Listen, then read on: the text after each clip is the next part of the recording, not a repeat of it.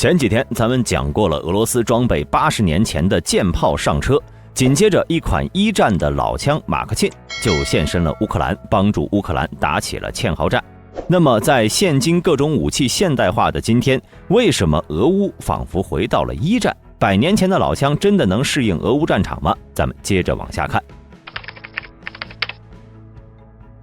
上周网上流传出一段视频，显示乌克兰士兵正在使用马克沁机枪和俄罗斯作战。这些笨重的马克沁机枪开发于19世纪，由海勒姆·斯蒂文斯·马克沁在1884年发明，它是全世界第一把全自动机枪，每分钟可以发射600发子弹，主要是依靠枪管周围的重型冷却水套来防止过热。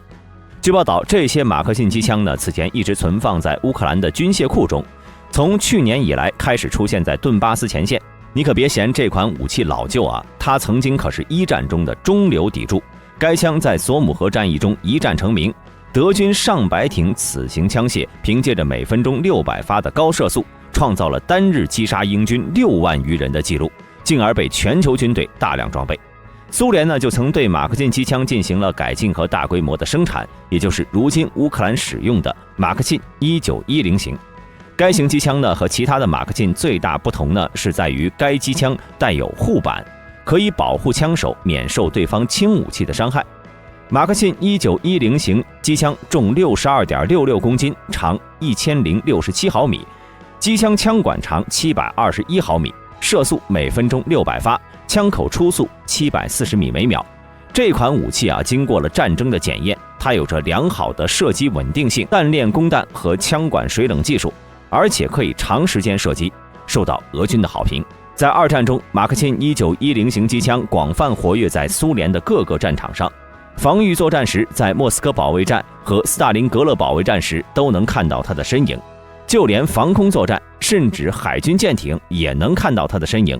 可以说马克沁在苏联卫国战争中发挥了重要作用。虽然该机枪在1943年逐渐是被 SG-43 机枪取代，但是该机枪的生产直到1945年才停止。这时候苏联已经生产了17万6千挺马克沁1910型。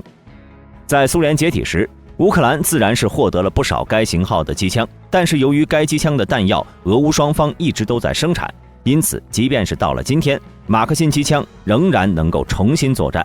但是由于它采用的是过时的水冷式枪管，重达数十公斤的沉重分量使其在战场机动性能非常差，往往需要5到6名士兵甚至半个班的人来对付它，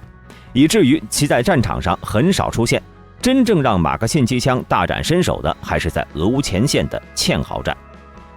众所周知，堑壕战是第一次世界大战的经典打法，这是由于作战双方缺乏坦克装甲车辆，作战基本都是依靠2条腿、1杆枪、1条堑壕、几门炮。这样的情况使得那些通过进攻获得的土地很快就会被对手给夺回去。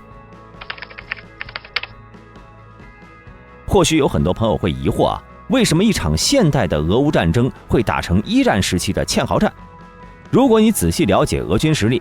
就会发现这是一个必然场面。即便俄军看起来有着很多先进装备，但是这一切并不能够掩盖其本质上仍然是一支停留在传统的机械化时代的军队。俄军的作战方式和80年代初的苏军相比没有太大的差异，既不具备现代化的侦察手段，也无法在不同单位间有效分享信息。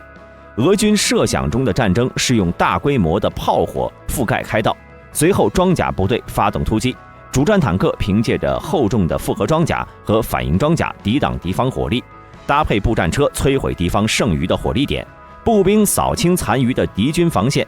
但是在乌克兰战场，情况和俄军预料的完全不一样。乌军用堑壕组成的防线，精准配合了炮击，不断消耗俄军的坦克大炮。即便是后来俄军也做出了不少努力去弥补双方在信息化上的差距，但是始终无力改变整体思想和架构上的落后局面。比如即便是俄军的一些单位装备了大量无人机，却会因为缺乏通信手段，无法将其实时画面传送给其他单位，仅能供自己使用。反观乌军方面，通过吸收北约的军事思想，并在北约国家的支持下，通过北约的卫星电子侦察支持，再加上大量使用商用4轴无人机，乌克兰军备具备了一定的现代化侦察能力，这对乌克兰的炮兵尤为关键。他们可以在安全的位置开火并快速校正。对于高价值的目标，乌克兰炮兵呢会直接使用北约国家使用的精确制导炮弹，现代化的侦察搭配精确的炮兵，能够有效地阻碍俄军的机械化部队集结和大规模突击。俄军在乌赫莱达尔的惨败就证明了这一情况。不过，虽然乌军在战场感知、无人机侦察、电子战、精确炮弹方面占了优势，但这些却不足以支持持续反攻。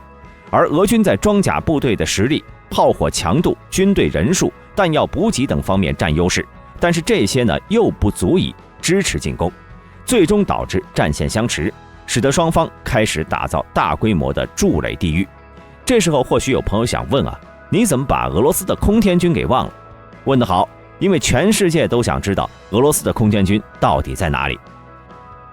至于如何突破大规模的筑垒地域，也一直是一个军事上的大难题。无论各国目前都没有什么好办法对大规模筑垒地域形成高速突破。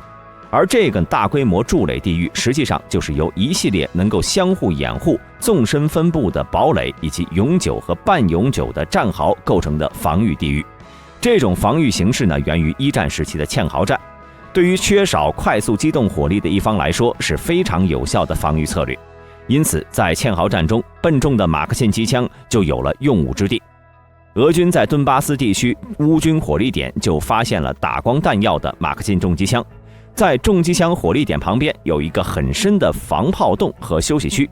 乌军呢平时就隐藏在防炮洞里，俄军开始进攻以后，则立刻进入机枪阵位猛烈开火。有俄军士兵在电报发布消息称，乌军前沿阵地的机枪和迫击炮火力非常密集，而对于乌克兰而言，其本土的士兵和武器数量总归是不如俄罗斯的。在俄乌战争爆发以后，乌克兰迅速动员了大批的动员兵部队。由于这些人大都缺乏军事经验，因此乌军将动员兵旅大都派进了筑垒地域，在攻势掩护下，在军官和士官直接监督指挥下进行大纵深的防御作战。在这次呢，俄乌战争中，正是这些筑垒地域发挥出了非常关键的作用，特别是在顿巴斯，阻挡住了俄军的闪击战冲击。乌军就利用这些动员兵部队在战壕里消耗俄军的机械化机动部队。而乌军的大纵深筑垒地域也是直接导致俄乌战场变成僵持战的主要原因，使得当前的俄军也不得不开始拼命挖工事、修堡垒。在这种情况下，俄军很难进行大规模进攻，因此在有足够反击力量之前，堑壕战呢是最适合乌军的打法。不过在21世纪的堑壕战当中，不仅有疯狂扫射的马克沁重机枪、威力巨大的炮火覆盖，还要防备各型无人机的袭击。在这场战争中，俄军和乌军都出动了大批的无人机相互杀伤。比如乌军就曾在商用无人机上挂载燃烧弹或者手雷，每天早晨飞出去搜索俄军睡觉的伞兵坑，再一发接着一发把燃烧弹准确地扔进俄军伞兵坑里，杀伤正在睡觉的俄军。而俄罗斯呢，在得到伊朗的援助后，同样也保持着无人机的高强度出击，袭击前线的乌军宿营地、小型弹药库和火力点等等，给乌军造成了不小的损失。在进入新的一年后呢，大家明显的发现，俄乌战场上的伤亡正在明显增多，已经达到了1天1000人，这也是堑壕战的残酷之处啊。而马克沁的超越射击法可以更好的杀伤处于堑壕中的敌人。超越射击战术，这是一战德军发明的一种能专门杀伤障碍物后士兵的战术。简单点说，就是提高马克沁重机枪的射击角度，将重机枪从平射、俯射改为仰射，有点像古代的弓箭投石机，子弹在上方落入敌军的阵地，进而杀伤那些躲在战壕后面的士兵。这种超越射击战术最大的抛射角度可以达45度，最远射程4000米，相当有效果。而这个战术呢，也是要建立在马克沁重机枪的卓越性能上的。只要其仰射角度低于80度，那么射出的子弹在4000米内就能保持着弹头朝前的姿态做抛物线运动，子弹会在4000米处的速度仍然可以达到150米每秒，而不会像其他子弹一样空中翻滚，杀伤力大减。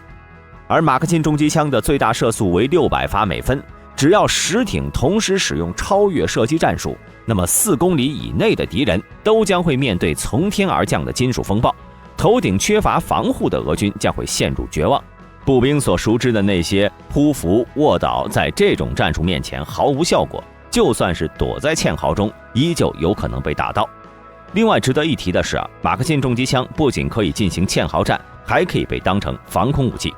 在俄军大量使用伊制的 SHARD-136自杀式无人机打击位于乌克兰腹地的目标之后，马克沁就多了一个任务，那就是担任防空机枪，其射程和子弹杀伤力足以对付俄罗斯的自杀式无人机了。不管在什么情况下，俄罗斯的 SHARD-136自杀式无人机都极其脆弱，哪怕是被1颗子弹击中关键区域，它都会立刻坠落。因此，乌军选择将老式的马克沁安装在高射炮架上，它将有效地拦截 SHARD-136无人机。除此之外呢，还可以被安装在皮卡上，按照北约情报的支持，伏击即将飞来的俄罗斯无人机。这也让马克沁在机动防空部队中表现出色。事实证明，双联机枪是对付无人机最好的防空武器。其原因呢，在于枪口的水冷。由于马克沁的枪管一直是浸在水中，机枪可以连续射击几分钟，在水沸腾之前向无人机发射2000发子弹，这也是现代机枪从未想过的射击模式。当然，乌克兰身后的国家也不会一直让马克沁出风头。在当地时间20号，欧盟委员会副主席博雷利在社交媒体上宣布了历史性的决定，欧盟成员国在会上达成一致，将在12个月内提供100万发炮弹，并且欧盟为这项短期计划预留了10亿欧元的资金，要求成员国向乌克兰提供他们库存中剩余的所有火炮弹药，并将新订购的补充弹药先期运往基辅。此举可以说是因为欧盟看到了乌克兰弹药不足的情况，而采用了非常规之手段，即欧盟成员国先清空自己的炮弹库来保乌克兰。共有18个国家参与了欧洲防务局工业订单的创建和分配项目。这也就是说，在接下来的时间里，各国不仅会共同采购援乌炮弹，还会加大炮弹的产量。未来可能会有更多的国家加入，最终可能有20多个国家。而这100万发炮弹呢，差不多能让乌克兰每天增加3000发弹药的消耗。这对于现在炮弹急缺的乌克兰而言，无疑是解了燃眉之急。好了，本期视频到这里就结束了。大家对于堑壕战都有什么看法？欢迎在下方的评论区留言。对本频道感兴趣的朋友，请点击下方的订阅按钮。我们下期再见。